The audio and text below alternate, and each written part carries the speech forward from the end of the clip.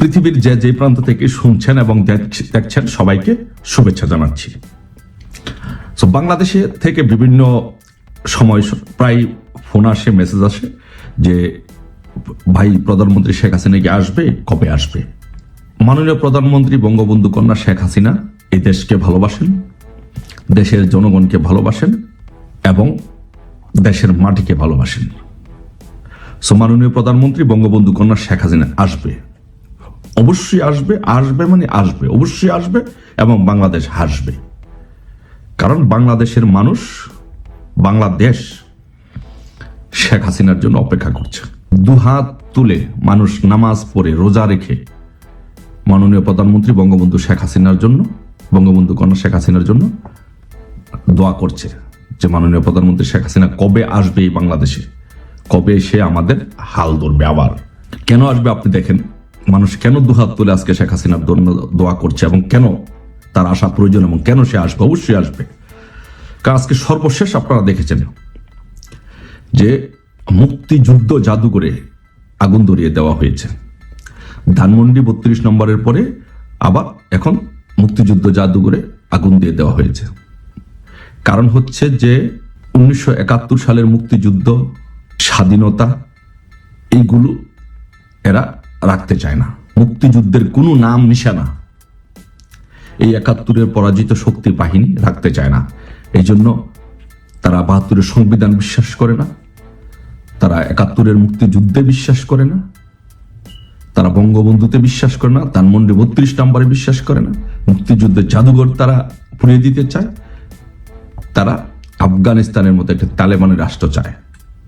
তাই এই দেশকে রক্ষা করতে হলে, তালেবানি রাষ্ট্রের হাত থেকে বাংলাদেশকে রক্ষা করতে হলে অবশ্যই বঙ্গবন্ধু কন্যা শেখ হাসিনাকে প্রয়োজন এবং অবশ্যই উনি সেই দেশের নেতৃত্ব দিতে, বাংলাদেশটা যেন আফগানিস্তানের মতো তালেবানি রাষ্ট্র না হয়, সেই জন্য এই বাংলাদেশের নেতৃত্ব দিতে অবশ্যই বঙ্গবন্ধু কন্যা শেখ হাসিনা আসবেন। আপনারা দেখেছেন, বিশেষ করে নারী সমাজকে এখন জেগে উঠতে হবে। নারী সমাজকে যদি জেগে না ওঠে, নারী সমাজকে বলবো আমি, বাংলাদেশের সমস্ত বিশ্ববিদ্যালয়ের ছাত্রছাত্রীদেরকে বলবো এবং সমস্ত নারী জাতিকে বলবো যে আপনারা জেগে উঠুন। আপনাদের বিরুদ্ধে গভীর ষড়যন্ত্র হচ্ছে। আফগানিস্তানের মতো আপনাদেরকে ঘরে বসে রাখতে চায়, আপনাদেরকে বোরকা পরে 4 দেয়ালে বন্দি করে রাখতে চায়। এই ষড়যন্ত্র হচ্ছে, আপনাদেরকে সেই দিকে নজর দিতে হবে।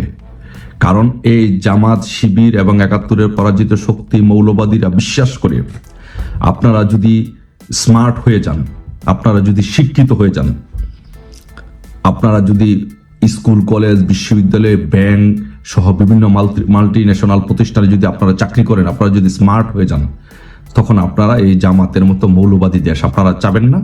আফগানিস্তানের মতো একটা জঙ্গিবাদী দেশ হতে এই দেশটাকে দিবেন না। এই জন্য পরিকল্পিতভাবে আপনাদেরকে ঘরে বসিয়ে রাখার জন্য, ঘরে বন্দি করার জন্য এরা বিভিন্ন ধরনের অপকৌশল গ্রহণ করছে।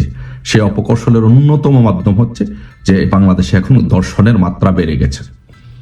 কারণ বিভিন্ন অপকৌশলগুলোর মধ্যে, বিভিন্ন অবলম্বনের মধ্যে একটি অন্যতম অবলম্বন হচ্ছে যে আপনাদেরকে যদি দর্শন করা যায়, আপনাদেরকে যদি দর্শন করা হয়, ভয়ভীতি প্রদর্শন করা হয়, তাহলে আপনারা আর বের হয়ে আসবেন না। আপনারা বিভিন্ন প্রতিষ্ঠানে, ব্যাংক, বিমা, স্কুল, কলেজ, বিশ্ববিদ্যালয় সব বিভিন্ন মাল্টিন্যাশনাল প্রতিষ্ঠানে আপনারা চাকরি করবেন না। আপনারা ঘরে বসে থাকবেন, পর্দা করবেন। আস্তে আস্তে আফগানিস্তানের মতো তালেবানের দিকে রাষ্ট্রটা যাবে, একটা ইসলামিক রাষ্ট্র কায়েম করতে সম্ভব হবে। সো এই জন্য আমি বলবো যে আপনাদের অধিকার আদায়ের জন্য, আপনাদের নিজের জীবনের জন্য, আপনাদেরকে দর্শনের হাত থেকে বাঁচার জন্য আপনাদেরকে এগিয়ে আসতে হবে। এখনই সময়, আর দেরি নয়। এখনই আপনাদেরকে এই অপশক্তির বিরুদ্ধে, এই জঙ্গি ইনুসের বিরুদ্ধে, জঙ্গি ইনুস এই মৌলবাদীদের সাথে মিশে তাদের কাঁধে ভর করে সে ক্ষমতাটাকে আঁকড়ে ধরে রাখতে চাচ্ছেন। তাই এই ইনুসের বিরুদ্ধে এবং এই 71-এর পরাজিত জঙ্গি তালেবানিদের বিরুদ্ধে আপনাদেরকে, সমস্ত নারী জাতিদেরকে এখনই রাস্তায় নামতে হবে। আর আপনাদের নেতৃত্ব দেওয়ার জন্য অবশ্যই বঙ্গবন্ধু কন্যা মাননীয় প্রধানমন্ত্রী শেখ হাসিনা আপনাদের সাথে সবসময় আছেন এবং থাকবেন এবং উনি বাংলাদেশে আসবেন।